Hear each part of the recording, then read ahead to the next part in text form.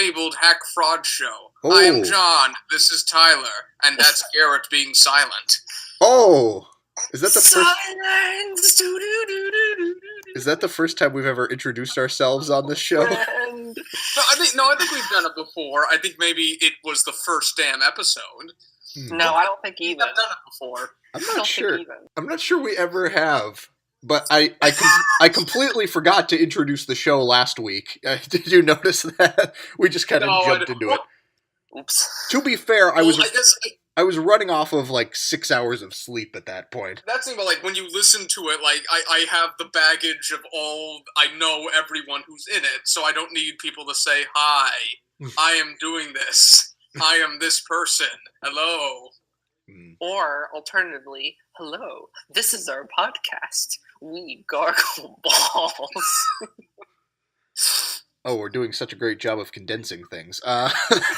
Gargling balls could be a metaphor for our brand of criticism, but... More balls. Sure. Anyways. All right. Dr. Reed has come in from the cold to rejoin us. Well, actually, from the hot to the cold. He was and then cold is slightly warming up, so that's good. He was on a damn cruise on the largest passenger ship in the world. Ooh. It's too big. There is such thing as too big. There's never such thing as too big, Reed. Yes, there is. Wow. Anyway, so we returned this week with some kind of German episode. Yeah, I guess like the only way to phrase this is that like we Wikipedia German history and just went out wild. This week we watched 1946's a German rubble film called The Murderers Are Among Us. Yep. And Rainer Werner Fassbinder's, not sure when this movie came out, film. I think it was 74. Sure, I'll take that. Wow, we really are the hack frauds today. Jesus. The new German cinema film Ali: Fear Eats the Soul. Good. What a fucking title. Good title, better movie, I think. Yeah. But first, the legendary. What have we been watching lately? I don't have much to talk about this week, so. Well, I'm going to get like what I want to use this section for is to talk about the German expressionist films I watched. All right, let me months ago now. Let me get in my stuff first, and then you can begin your German expressionist rant, and that will carry us into the main section. I also have like some plebeian film to talk about, so. Oh, goody. Yeah, I do too. I actually quite have a bit, so. All right. Which is weird. Onward. All right, I continued my journey through the Fast and Furious saga with as promised, we skipped Tokyo Drift. So this past week I watched 2009's Fast and Furious. Fucking movies in their titles. Episode 4, if you will. All right. This movie, it's not good. This movie is like a 6 out of 10 at best. It only gets there because I will say this: the first action set piece and the last action set piece are fucking awesome. Justin Lin is very good at staging some big car action set pieces, which is great. The middle of this movie is so you'll remember how I said the first the Fast and the Furious was the most early 2000s thing I'd ever seen. This is a very hip-hop Panasonic DVD player. Yes, this movie is a very mid to late 2000s type of action movie. It's very, very post-Born.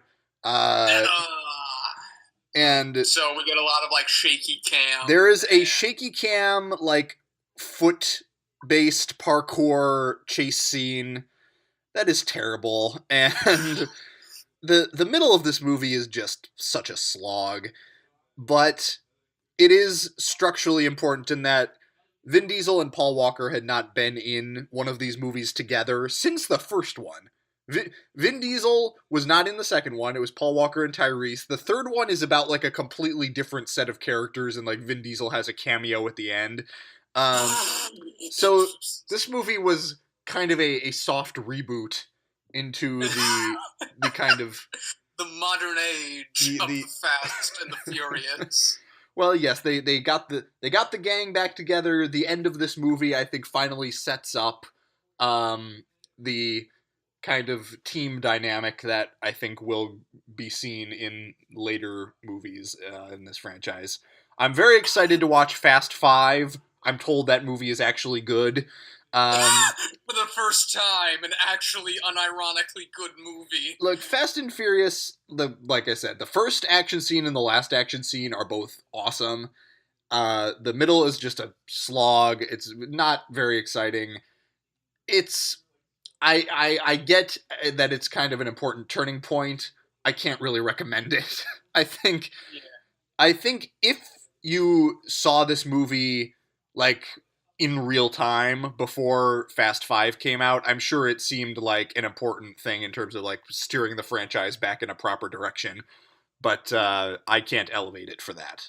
Like, the more you talk about this movie, the more I think, like, these are not movies I want to see.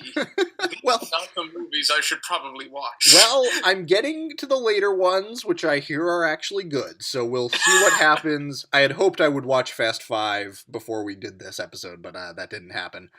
That's pretty much it. Legion aired its season finale this week, so I watched that. Good. I enjoyed it. I'm very much looking forward to season 2 of that. Rick and Morty had its surprise season premiere.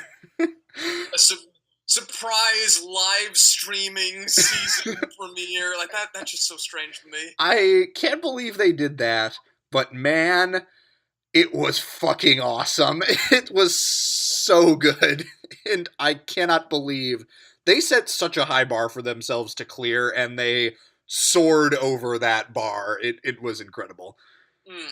So that is it for Tyler Aquilina's casual viewing experience. Yes, that is all I have to report. Oh goodness. I guess like I gave some foreshadowing for this earlier.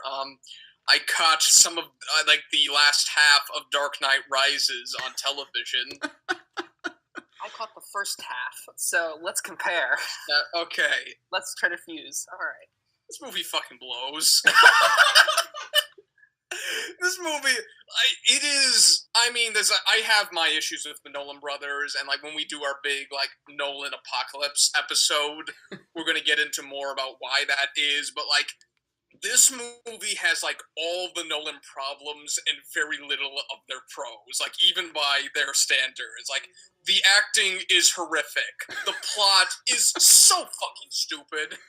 It is so fucking. Bane's plan makes no fucking sense. Batman's arc is nonsense. These characters are nonsense. Its allusions to A Tale of Two Cities is just bullshit. It fails at practically everything it attempts. And also, I believe it starts out, and Tyler, please correct me if I'm wrong, that Wayne is out of money. And his company's about ready to go bankrupt. No, but he has this nuclear bomb type device still. Oh god, the bomb! Oh god. This movie has a lot of problems. Yes, that's putting it mildly. I don't think the acting is horrendous. I think Tom Hardy's doing some fun stuff. Anne Hathaway's having a good time. This bomb is on! This bomb is mobile! Okay. Yeah. You know, I'm not going to say there's nothing to have fun with in this movie, because me and Alex were laughing pretty consistently. I enjoy this movie. I think it's sort of interesting. It's not that good. I mean, I am still in the Dark Knight is a masterpiece camp, but... Yeah, a very uncontroversial place to be. Dark Knight Rises is a bloated movie that is perhaps more interesting and less good. It's certainly more ambitious than maybe, like, especially Dark Knight, especially Batman Begins, and maybe even The Dark Knight. I mean, the idea that to close out a trilogy of superhero movies with, like, a Occupy Wall Street, Tale of Two Cities, big, epic thing, I kind of have to admire that, even if it really does not work at all. I have no real issue with, like, what it tries to be. The issue is, like, the Nolan brothers can't write. Their dialogue is atrocious and always on the nose. Like that's it. The acting in Dark Knight is fucking incredible. Yet you come to this, and Tom Hardy, you can't understand half of what he's saying. When you do understand him, he's just, I don't know what the fuck he's doing. Christian Bale looks worse than he ever has in the suit. Like, he's always at the fucking going there. Like, fucking, like, the daughter of Ra's al... Is it the daughter of Ra's al Ghul? Is that... yeah. That is... she's fucking awful. That's just a bullshit character. Yes, I agree. And, like, that... And sort of... And also, like, I can't watch it anymore because, like, it uses both Pittsburgh and Manhattan and cuts between them during the same action scene, and that's just a cluster. That's nothing against the movie. That's just a clusterfuck for me because I know this city... But yeah, it is, I think it might be the worst thing the Nolan brothers have ever done. I think Interstellar had some like really great visuals every once in a while. And this is just, no. Like, I apologize that I do not like what is widely considered the least good of the Nolan of the Dark Knight trilogy. Okay. I'm not going to waste any breath trying to defend this movie. But I needed to bring back a retro hot take. Oh, yay. But regardless, I'm going to get into my German expressionist stuff later. Reed, what did you watch? Okay, so what's strange about cruise ships is that they have TV and like they have movies on it. But the thing is that oftentimes, the channels aren't real channels. So they just cycle through. Cruise ships have TVs and TVs have movies. And there's a couple movies that I watched, but for sake of time, we're not going to get into that. One of the movies that I had a chance of watching for the second time is one of John's favorites, of course. It's that of La La Land. I got to see La La Land a second time, and does it just seem like a hollow piece of candy the second time around? I think it's like cream filled, actually. So there's even more sugary sweetness inside. That means nothing. Sugary sweetness is good sometimes. I'm sorry, I'm too hard on that movie. And it's like it still holds up. That's good. You know what? You like a movie. Good for you. I like movies. You like a really well made like throwback musical, and there is nothing wrong with that. Right. Yes. John, it didn't win Best Picture. You're allowed to like it now. I know. I still don't like it. I'm not going to use that excuse to get back on the train. All right. And then anything else? I think I'm going to refrain. So you're not going to say you watched Megamind? Megamind is good. It's a good movie. Fine. Let's talk about it. Okay, so we have this weird blue creature from outer space, lands on Earth, and becomes a villain to Brad Pitt's wet dream, I suppose. So we know that flies, gets statues, and has this weird, I don't know what, with a reporter who seems too central to the plot of the movie. Okay, so it's been a while. It's been a few years since I've seen that movie, maybe longer. It came out like right around the same time as Despicable Me and kind of got overshadowed. Yeah. But I like Megamind. This was a better movie than Despicable Me, and it really, because it plays off a lot of tropes, and then sort of with like bad guy versus good guy, and then with Megamind just throwing that out the window. I like the more like. Granted, it's one of these movies that I hear like the more superhero movies come out, the better it's going to seem, and like the more I hear about this movie, the more I think like I really should seek this out at some point because Clay Keller promised me that it's about city planning and how he has to run the city, and that just sounds fascinating to me. Saying it's about city planning may be overselling it a bit, but John, as a fan of the old Superman movies, I think you would really get a kick out of this one. Okay. I'll seek it out if I get some fucking time. Okay, is that all what I've been watching from a TV on a cruise ship? Yes, and Make Mine has a nice arc too. Okay. And that's about it. It's a good movie. It's a surprisingly good movie. It's still cheesy. Well, because it's a little bit of a kids movie, but it's good. I think it gets a bum rap because DreamWorks has become a bit of a public pariah in the last few years. Yeah, I might still see The Boss Baby. We'll see what happens. It's good. Can we talk about German Expressionism? Yes, let's talk about German Expressionism. Finally, this has been a long time in coming. I mean, I would say I've seen these recently, but now it's been 2 months. Oh wait! Are we talking about Tony Erdmann? No, we're not talking about Tony. We already talked about Tony Erdmann. No. Fuck. And Tyler will never see Tony Erdmann. I still haven't seen it. I'm so sorry. Oh, don't worry about it. It's a 3-hour German comedy. No one. it's like when they said it's like when Clay Keller said I haven't seen Gone with the Wind. For all intents and purposes, I'm going to talk about 2 of the German expressionist films I watched for my German film class. One of which is called The Last Laugh, an F.W. Murnau picture. The other is, it's called The Blue Angel, and both star Emil Jennings, who would later become a pariah in Germany because he acted with the Nazis.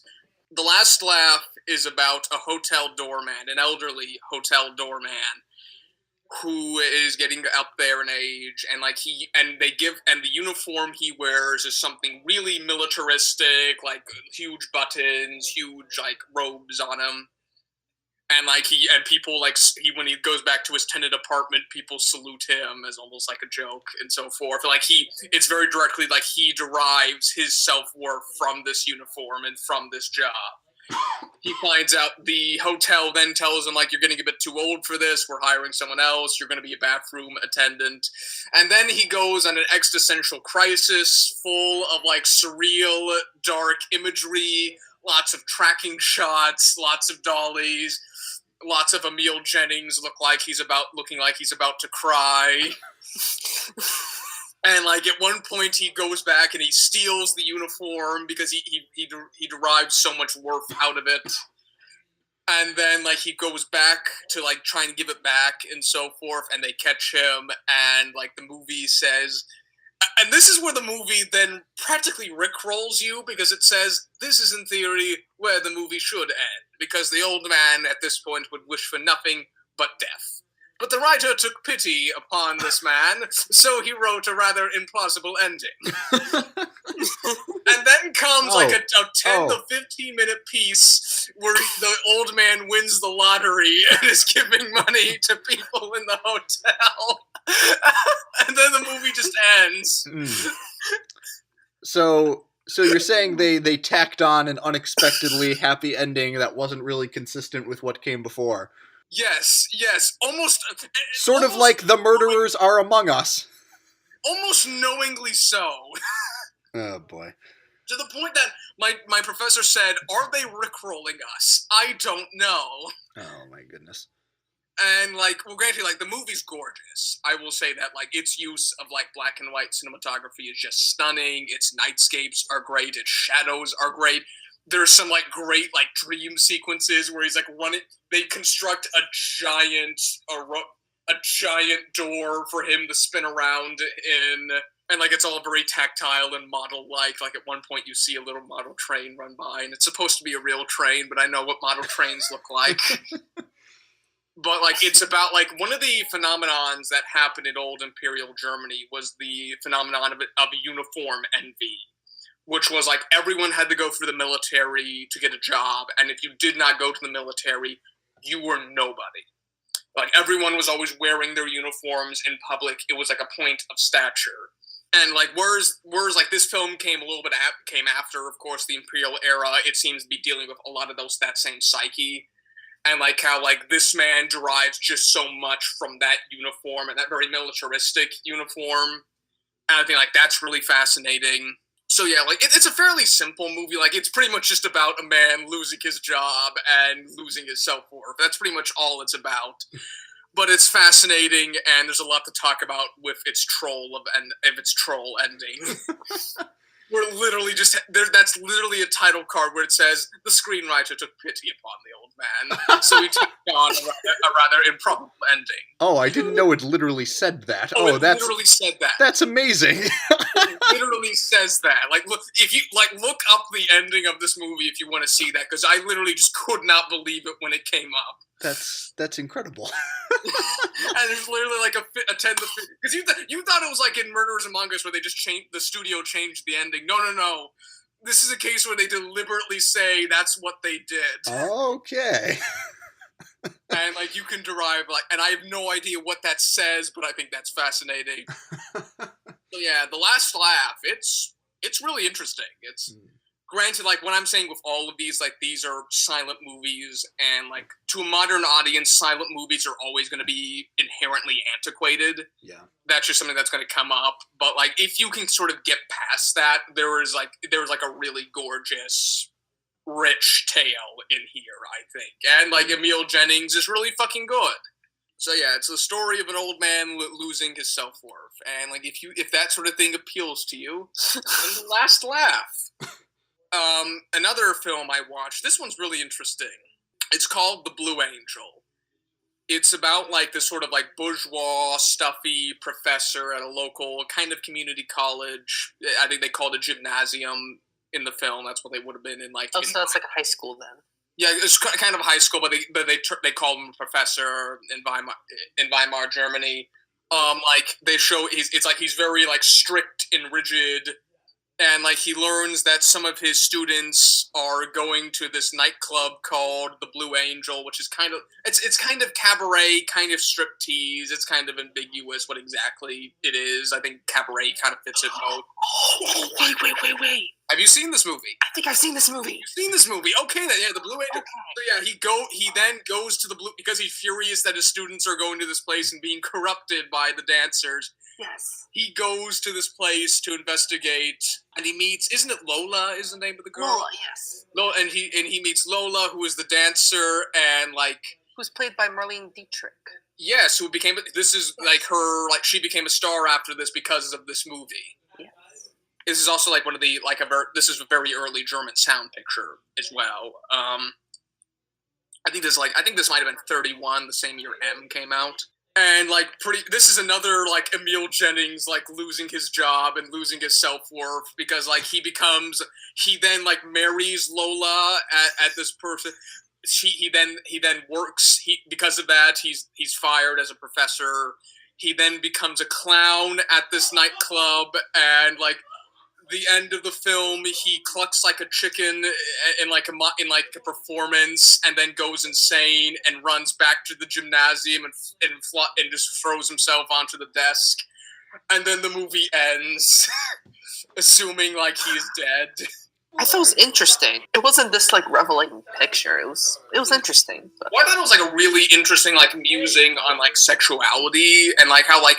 The professor is like this very like asexual, not like a literal asexual, but very like someone who just who thinks like sex is like this corrupting thing, and how it's like both kind of like this progressive movie and how it depicts sex, but also a film that's kind of conservative because like him getting involved with these people, it corrupts him and makes him lose his livelihood and his self-worth, like also kind of pulling something from The Last Laugh. Like losing your self-worth and livelihood is often a theme in Weimar German cinema. Well, mainly because the Weimar Republic itself lost its worth upon its creation. Yeah, and this was in the middle of the Great Depression. Yeah, it's been years since I've seen that, though. Like, when did you see The Blue Angel? Either German 4 or AP German. It's a fascinating movie because like its kind of views on sex are really interesting, particularly by the standards of the time, the 1930s. And like it's granted, one thing you're going to see is that like Weimar German cinema is based a lot around I've lost my livelihood and my self-worth, woe is me. That just happens a lot in Weimar cinema because of the Great Depression and like the reparations and like the removal of the Kaiser and that whole system of governance. The Blue Angel, there's like a lot about sex, and like there's like Marie Dietrich's Lola, who is like this very this tempestuous figure. Like there was like this song, and like where it's like I can give nothing but love. That's like used as a motif throughout. Like it's both like progressive insofar as like it paints a very human face on these like cabarets and these dance halls, yet it's also like it shows them as kind of like this corrupting influence because like again like he has to cluck like a chicken on stage and he runs out and runs back to the gymnasium, the safe gymnasium, and so forth. So like yeah, it's like a fascinating document of Weimar Germany, this film. Whether it's a good movie, I have no fucking idea. Like, I mean, it's certainly interesting. It is well shot. Like some of the imagery is really nice. Like the cabaret is like this sort of old ruin of a place, and that's really interesting. So yeah, like if you want a taste of Weimar cinema, like this is a good place, and that's in sound of all places. This would be a good place to start. Like it is really interesting, and it has a lot of great performances. Like Marie Dietrich's, this is where she became a star, and it's Emil Jennings again, and he's wonderful. Okay, her name is Marlene Dietrich. I don't know what you just said, but it wasn't that. No, it was not. Oops. But regardless. So, shall we dive into the main event here? Oh, yes. Well, where do we want to start? Yeah, I would like to go to the main event. Well, since we began our proceeding down the path of German film history, I think we should go chronologically and start with... Well, I've already arranged it out chronologically, so Murderers Are Among Us. Yes, or just Murderers Among Us, depending on what country you're in. Let's see, like, who directed it again? Wolfgang something, Wolfgang Stade? Yeah. Oh, yeah. Like this is it's a Soviet production because this was made in the Soviet sphere of occupation. Originally, it was going to be called The Man I Killed, and it was going to be about Dr. Martens killing this former Nazi captain. Yeah. But then the Soviets said, no, we can't incite violence. We can't have this. We can't just have people just killing Nazis for retribution. So they changed it so he gets arrested and he says I'm innocent through a sea of death. Perhaps a better for the social world. Worse for the movie, I think. Potentially, it's something interesting. There's a lot of interesting things in this movie. And first interesting thing, it was actually filmed in Berlin. Like whenever you see rubble and old apartments, that was the actual rubble of Berlin. That was the actual apartments. Apparently, while filming, people would scream at them for filming next to their apartments. Very much Germany's answer to Italian neorealism. Yeah, very much so. Other interesting things it's very much about reckoning with that Nazi past. Yeah. Which was something that's something that's similar in between the two Germanys, is that the West kind of wanted to say blank slate never happened, whereas the communists viewed themselves as an answer to fascism, as an answer to Nazism, as something this is the direct replacement. So I think dealing with that past was something far more in the cinema of, or at least the early cinema of the Soviet occupied Germany and eventually the German Democratic Republic. So guys, what did you think of Murderers? The Murderers Are Among Us. plays a lot with sound. There is a lot of conventions with sound, especially with juxtaposition of sound. Like the very first scene you should watch is the camera rises above a pile of rubble, but in the background there's like ragtime music. There was. All right, so it's one of these films. Okay. I guess I kind of put it in the same. It's kind of like when you hear the Ziffer music in The Third Man over rubble and sewers and like destroyed men. Oh goodness, Tyler, what did you think? All right, I'm not gonna lie to you. I was sort of having like a mid-afternoon like tired spell when I watched this movie. I was almost falling asleep, and this may not have been the best choice to watch at that time. Oh no. But no, it was fine. I was not super into it. I recognize its significance as like kind of a moment in German history, and as like kind of a snapshot of that time immediately after the war and what life was like in Berlin at that point. But, I am not as much of a kind of a European history buff as you guys. I mean, that's, I just can't help that. I did kind of like it. The characters are interesting, especially Dr. Martens. This nihilistic, drunk anti-hero. Yeah. As I kind of hinted, I think the Soviets ruined the ending. Potentially, I'm not... On the list of the things the Soviets ruined, the ending of The Murderers Are Among Us. Murderers Are Among Us. It's... I'm actually not sure how I feel about that, but regardless. I don't know. It felt like kind of a cop-out. I mean, I guess I understand why they did it, and, it's whatever, but... I don't know. I was not super entertained by it. It is interesting. It's shot in a very interesting way. It's got a lot of kind of very expressionist influences. You've got all the stuff where, like, the characters are just kind of, like, represented by shadows. Like, you'll see one character, like, talking to another character, and just the character's shadow is thrown on the wall. That's great. A lot of Dutch angles and stuff. I just did not find it very entertaining. And maybe it was the mental state I was in at that point. I was very weirdly tired, but I don't know. I actually really like this film. I think this film is really fascinating. I think it's like a great... It's like a great example of expressionism, like after that had all ended at that point, because the Nazis strive to kill expressionism. It's like I find it like a very strange tale about guilt. Yeah, and like how this and that sort of collective guilt that comes up, which is like it's apparently the filmmaker worked. Apparently, the filmmaker was very conscious about this because he helped make Jude Zeus, which is regarded as the most anti-Semitic film of all time during the Nazi era. Yeah. So this is kind of him, like, and like there's references to the Holocaust in this, like. The woman, like, the movie begins with a woman coming home to her apartment to find, like, there's a doctor living in it now, and the reason she's coming back is because she was in a concentration camp. There's like a newspaper clipping at one point that says millions gassed. And that's sort of like, and of course, like, the plot of the movie is, like, this man wants to kill his former captain for executing Polish citizens in 1942 for pretty much no reason. Yeah.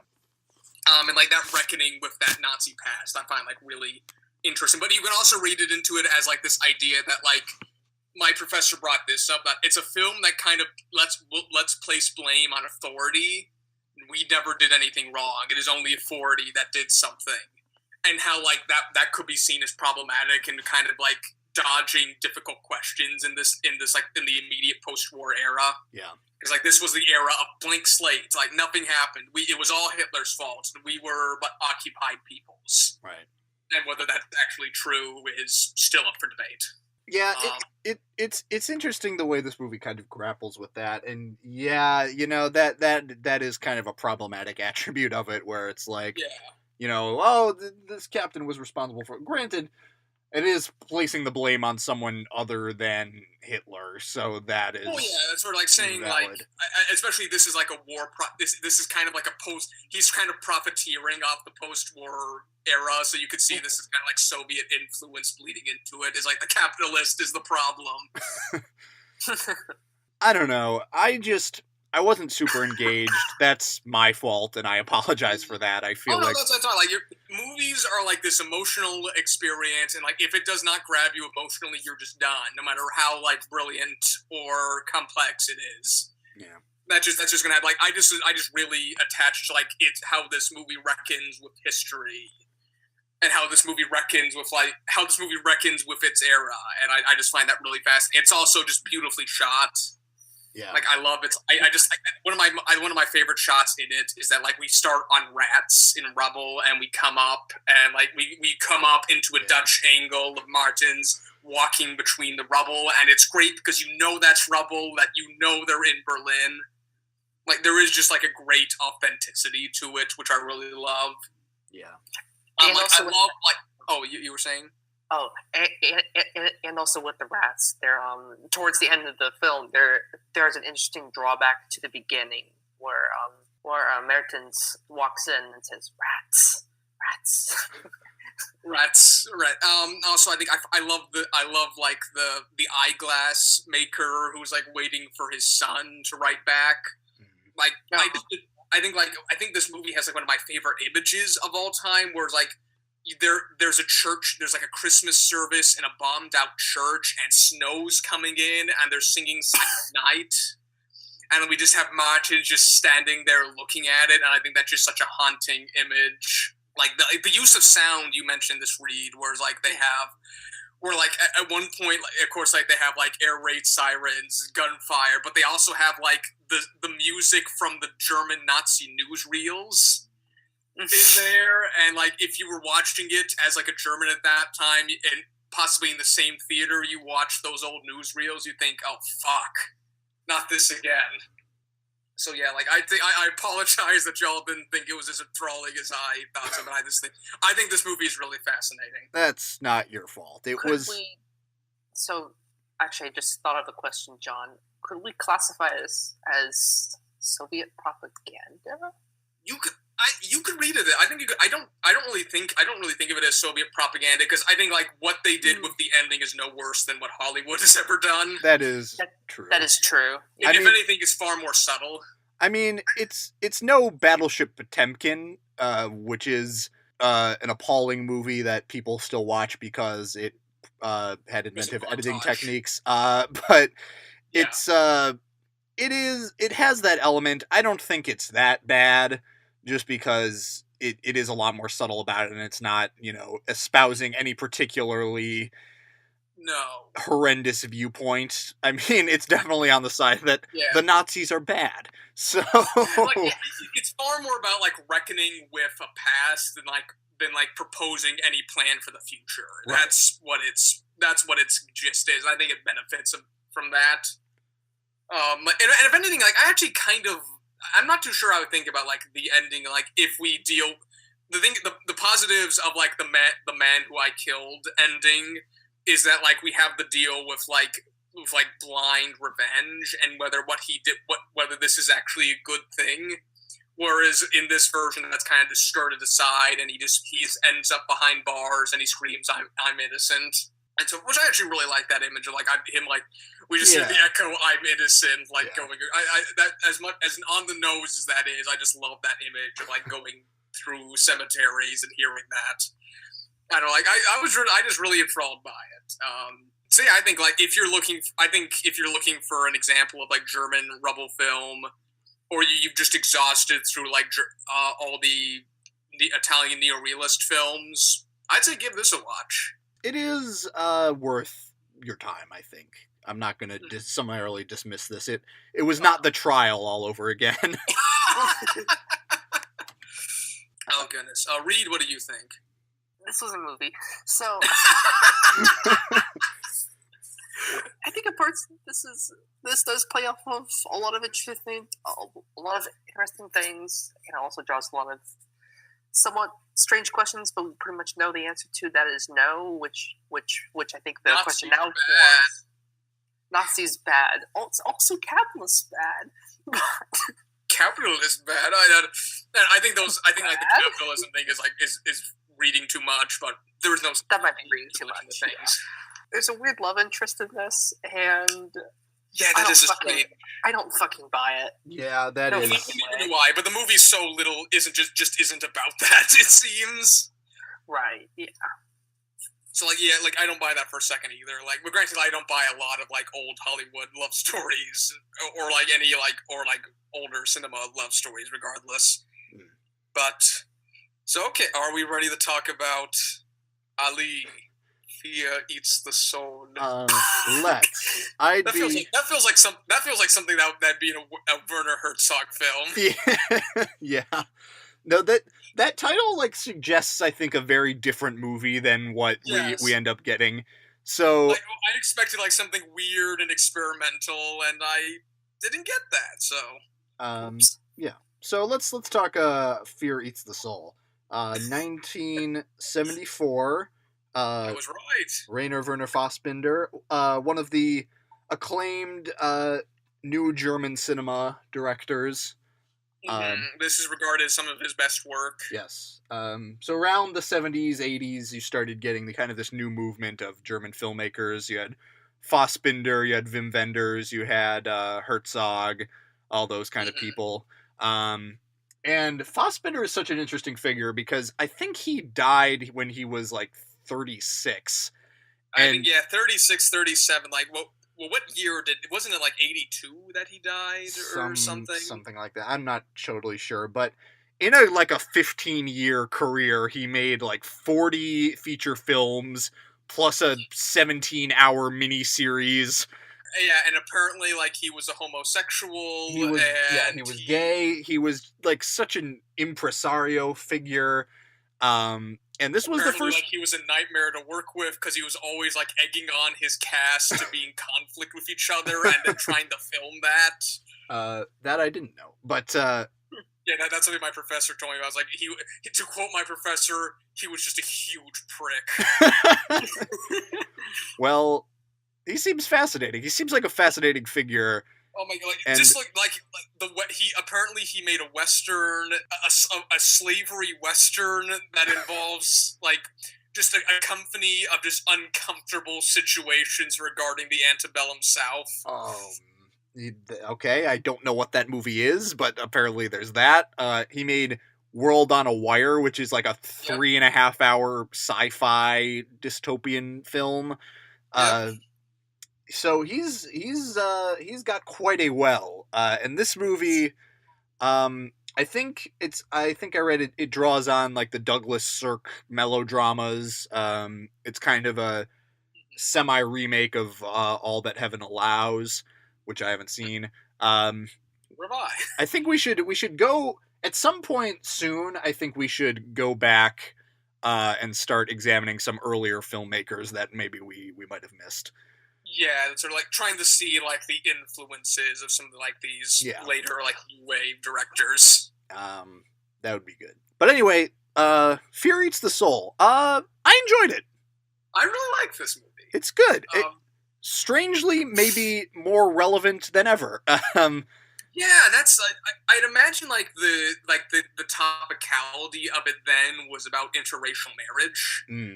And that's and like sort of mixing of and like that sort of thing, but like now it reads far more about like anxiety about immigrants and like that idea of like inferior. There's this idea of an inferior culture that's spread about, and like some people react calmly to this marriage. Others are just really like they ostracize her for doing what she did. Yeah, well, it's like pretty much everyone except like that landlord's son. Like, seem to have some sort of issue with her marriage. So, this older woman, she's a widow. She comes to this bar, meets a Moroccan gentleman who calls himself Ali. They kind of end up falling in love, and they get married. And the movie just kind of follows the effects that has on their like social standing. it's really quite fascinating and Yes. really poignant, and like I said, still super relevant, sadly. Yeah. Just kind of everyone, like, you think of how many scenes there are where, like, people are like, oh, like, don't they, like, aren't they dirty? Like, I thought they never wash, or stuff like that. Like, Yeah. oh my god, it's kind of bringing filth into the apartment. Yeah. And that the language is just really harsh. It is. It really is. And you know, it really is a great love story in a weird way. Like, you have like great chemistry. Yeah, they get along great. There's a very interesting scene where he's like taking a shower and she just kind of comes in and stares at him and she's like, "Ali, you're beautiful," and then just leaves. That's the Germans for you. But and Ali is so interesting because like his like he speaks German, but kind of stilted German. Yeah. So like sometimes he'll just say like these almost caveman like sentences because he's not fully fluent yet. Still like how I speak German. Sure, and like that sort of blunt simplicity, that sort of lends him a blunt simplicity. Yeah. Which is really interesting, and like him trying to describe complex emotions in like a stilted way is really interesting. Right. Yeah. The language that isn't his. Like this movie also has scenes like after they get married, they go to the restaurant where Adolf Hitler used to eat, and they order all the expensive things on the menu, and they're not quite sure what everything is. I'll take rare, and it's like, I'll take a rare. Ooh, rare sounds nice. That is almost raw. Oh, raw? I'm not sure raw. What is the other one? Medium. Okay, medium. That's not raw, right? I find it a little strange that she wouldn't know how to order a steak, but no, but that scene's hilarious. That scene is hilarious. Yeah, it's just, the colors in this movie really pop. Like, this guy knows how to shoot the shit out of a movie. The compositions are all just impeccable, I think. Yeah, like there is layers to each shot. Like his use of sound is interesting. Like later on, when like the use of her saying like "I'll take a Coke" when at that little bar is used over and over again. Yeah, it's just a fascinating movie, and yes. I mean, I wouldn't say I loved it, but it has such a strange resonance to it. You really get invested in the romance between this older woman and this guy, and yes. Just and you really like both, and you feel really bad when the prejudice of this town really gets to them. Yeah, your heart breaks for these people, and you also get Fassbinder himself in an interesting turn as her daughter's husband, who just is a lazy bastard. Oh yes, yes. And then there's like this. There's some of the images in this movie are just really fascinating. Like when she first tells them like this is my husband, one of them kicks the TV in and walks off. Yeah. I shouldn't laugh at that, but it's just such an amusing image of it. This guy just kind of just walks over, kicks the TV set in, and then just leaves. Yes. Which is such a bizarre reaction. And it's sort of like it's playing sort of like it also kind of plays on like social dynamics and like how like people like can just isolate other people sometimes at random, and how like near the end people are kind of getting used to it and coming back into her life, like saying like, oh, can you help us move things out of the cellar, or so on and so forth. Right. So like it's a very human movie. Yes, very, very much. Very human. So yeah, like I want to see more Fassbinder. I'm sure we will return to him. He's, as I say, a deep well to draw from. Yeah, I really want to see that World on a Wire at some point. That just seems so fascinating to me. If we can power through it, I am open to that. Oh goodness! So, German Week. Yeah. This was an interesting week. Yeah, it was. I may not have loved everything, but I was interested. Yeah, we don't always love everything on the show. That's not the point of the show. True. So, what shall we do next week? Oh, I almost want to do Fassbinder next week, but I want to. But we'll save that for later. We'll let that lie. Okay, we don't have to do. Can I just say we don't have to do this soon, or even for quite a while. But I think maybe we could do a Disney animation episode at some point. Because I've thought about that too. I was thinking about that. Like I never saw The Princess and the Frog, and I never saw Tangled, and those seem to be two kind of. Those are like the two like major films of the new kind of Disney Renaissance period that I've never seen Frozen. Ah. Oh shit! No! Please, no Frozen. You just not like Frozen. Frozen is a good movie that got way overhyped. Sounds like La La Land. But Reed, yeah, I'm sorry. Do you just despise Frozen? Yeah, I think we should just. If we have to watch it, let's just postpone it for a little while. Well, I'm saying we don't have to do this now. I have thought about doing like more like Masters of Animation on the show. Like I've thought about doing like a Don Bluth episode or like a Ralph Bakshi episode, or it's like I've never seen a Ralph Bakshi movie, and he just really fascinates me. I am wary about that, but I am like I saw the trailer for Fritz the Cat, and it blew my brain out of the back of my goddamn skull. So, do you want to do like a Disney animation episode next week? Because I'd perfectly be willing to do that. We can do it. Okay. Because like I've never seen Tangled nor Princess and the Frog. I haven't seen Princess and the Frog, but it's been a couple years since I've seen Tangled. All right. So Tangled and Princess and the Frog. All right. And John, if you can find time to slot in Frozen, yeah. I will willingly discuss that. Also, if we wanted to throw this in as a bonus, maybe we could each assemble like a top 3 Disney animated movies. Maybe that's my problem. Is that like I don't. The problem is like I saw them religiously as a child, and I just haven't gone back to see a lot of them. Okay. So like it would just be me working off of like muscle memory at this point. All right, that's fair. All right, well, but like I think we can try. See what happens. So, all right, so we'll be back next week with Tangled and The Princess and the Frog, and possibly Frozen. We go from German cinema to Disney animation. This is how we do it. This is how this podcast works. I love the show so much. I hope this is just as fascinating for the 7 people who listen as it is for us. You heard it right, folks. You heard it right.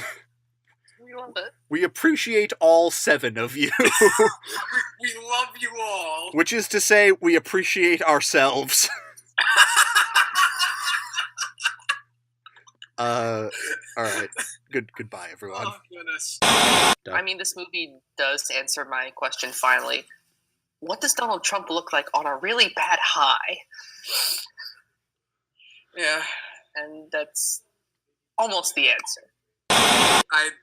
Granted, somebody sent a beautiful text to my little groups in a group message of mine and said, "Is it a baby who's a boss or a boss that happens to be a baby?"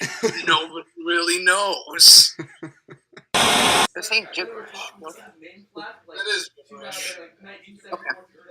Granted, what we're saying is gibberish. Like, come in, Tokyo. Come in, Tokyo.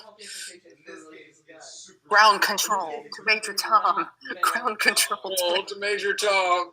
I apologize for that. What are you guys watching? They're watching a Vice thing about some guy in the Congo, like, growing weed or some shit. I don't know.